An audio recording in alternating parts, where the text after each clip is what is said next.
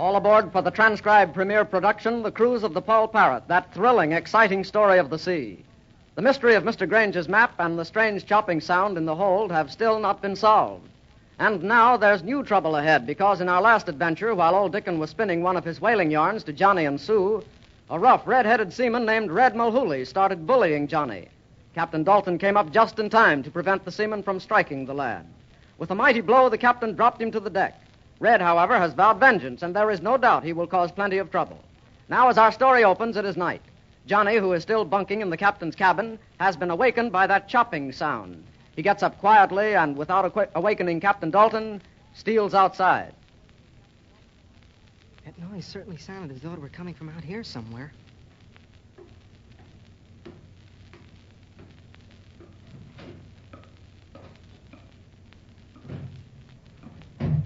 That's funny.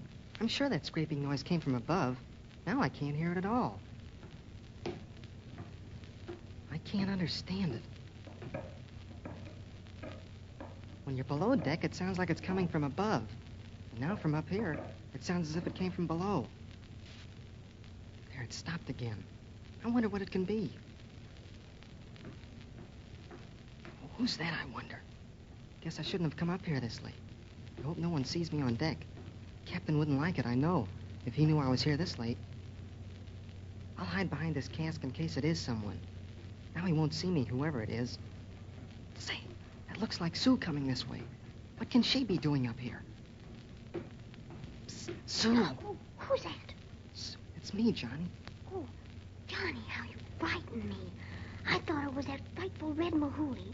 What are you doing here this late? I was just going to ask you the same thing. Your brother'd be awful mad, I'll bet, if he knew we were up here. Oh, Ezra was sound asleep when I left the cabin and snoring like a buzzsaw. Shh.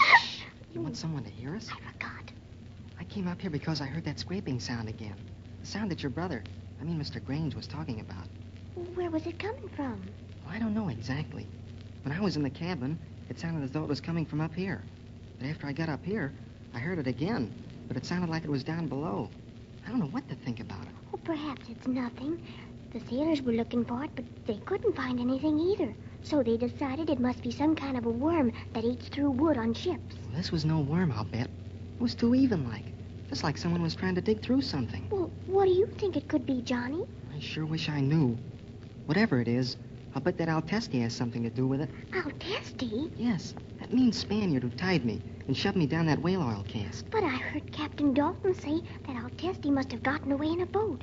Why, they've searched from stem to stern and can find no trace of him anywhere. Well, I'm not so sure. Still, you'd think if he was on board, the sailors would be able to find him. Well, if I ever find him, I'd teach that bad man that he couldn't treat you like he did ashore the other day, and then stuffing you in that cask. Why, it's a wonder you weren't hurt. Oh, that was nothing. He was just mad because I wouldn't tell him where the captain's cabin was, and your brother's cabin. You were sure brave not to tell. Oh, I wasn't brave. I just didn't know where the cabins were. Oh, just the same, if I ever lay my hands on that, what is it Dickon calls him? That swab. I'll show him he can't treat a friend of mine like he did you. Gee, Sue, you're wonderful. And thanks for getting Mr. Grange to let me stay on the ship. I'll never forget it. I like you better than any boy I ever knew. Well, I mean any boy or girl. Except that I never knew any girls before. Gee, all the girls I ever saw where I lived, well, they were all such fraidy cats, but gosh, you're as brave as Captain Dalton. I like you too, Johnny. We should have lots of fun together. I'll bet we could get old Dickon to tell us a lot of yarns about whales and such, like the story he told us yesterday. He always tells me yarns when he's ashore. Once he told me how he lost his leg in a fight with a whale. Gee, I'll bet that was exciting. Oh, it was. And he said that one of these days he was going to meet that same old whale.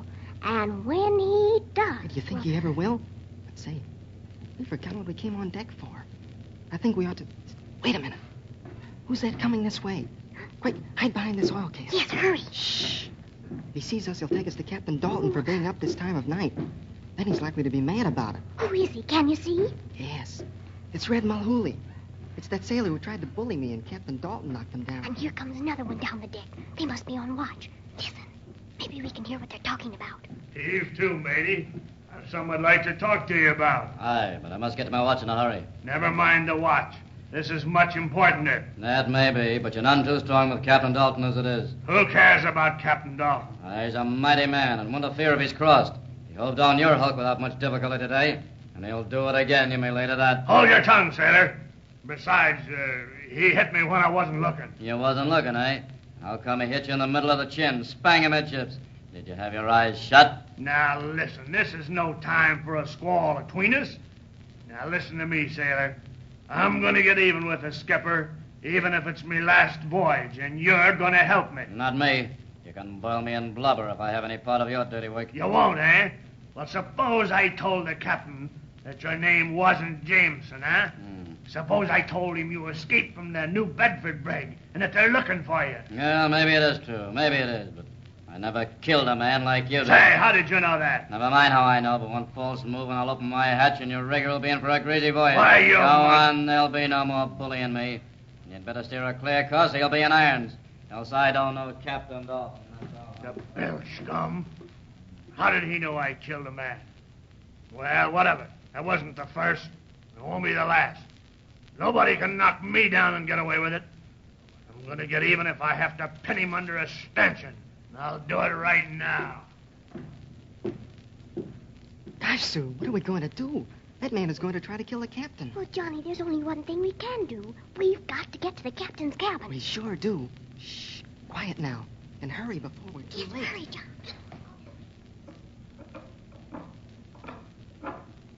Who's that? Suzanne. Sue. Where is that girl? I'd swear I heard that scraping sound again. But now it's stopped. Found that chair. Now, where's that lamp? If I could only... Ah, there it is again. I'm going to get at the bottom of this thing right now. That lamp, where is it?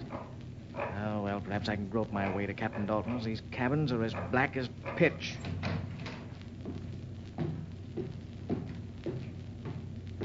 Captain Dalton.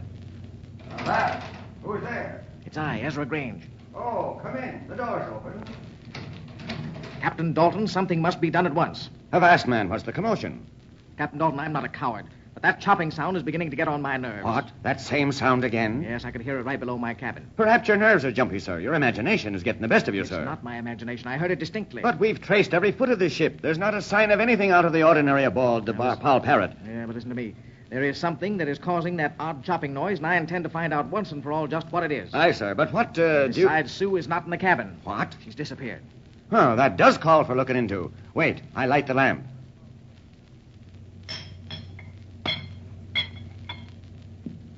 There. And look, Johnny the boy.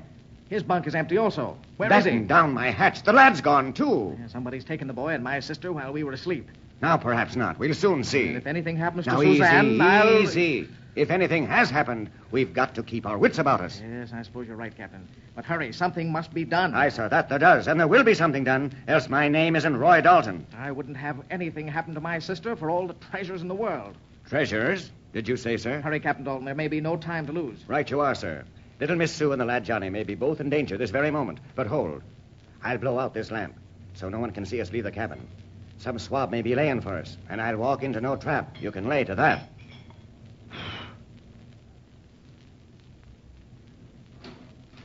Come along. But take it easy, sir, and we'll... Wait. Shh. Someone's coming down the hatchway. The hatch is open, and I can see a shadow against the moonlight. Quickly, hide behind this door. Can you make out who it is? I think so. It looks like the red-headed swab who was bullying the lad today. Red Mulhooley? Aye, so he is. And if he's up to some deviltry, he'll be put in chains. Look, he's heading for your cabin. Aye, then he is up to mischief, the Bill scum.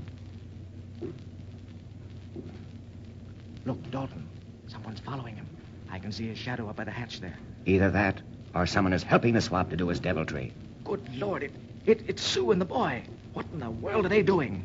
They're trailing the bloomin' redhead, or I'm a weak-kneed lubber. Well, evidently Red doesn't see them, for he's heading right into your cabin. We've got to get in and grab him before those young'uns get down here, else one of them might get hurt. Come on. Quiet now.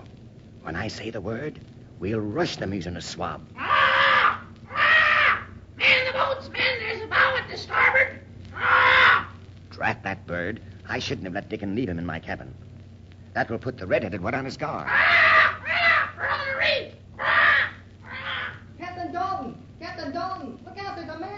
cabin. And he has a knife. Rush him, Captain Dalton. Now's the time. Take it easy now. He has a knife. And in the dark, someone's likely to be hurt. Let me handle the swab. Red? Red, we know you're in that cabin. Drop that knife. Who's gonna make me? Mulhooley, you're a bad one, and I'm giving you fair warning. Drop that knife, because I'm coming in there after you. And it'll give me a great pleasure to rip you from stem to stern. All right, you asked for it. Stay here, Grange. I'm going to take the blasted worm. Come on, I'll give it to you. There! Now! There! That's real. Come!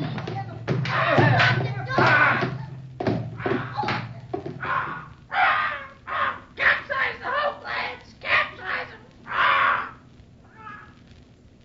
So, Red Mulhooley did try to make good his threat.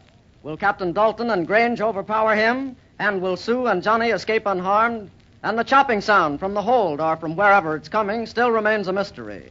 These and many other exciting events are soon to be unfolded in the further adventures aboard the Paul Parrot. Be sure not to miss even one of these thrilling adventures on the cruise of the Paul Parrot. Your Paul Parrot announcer is Dave Ward.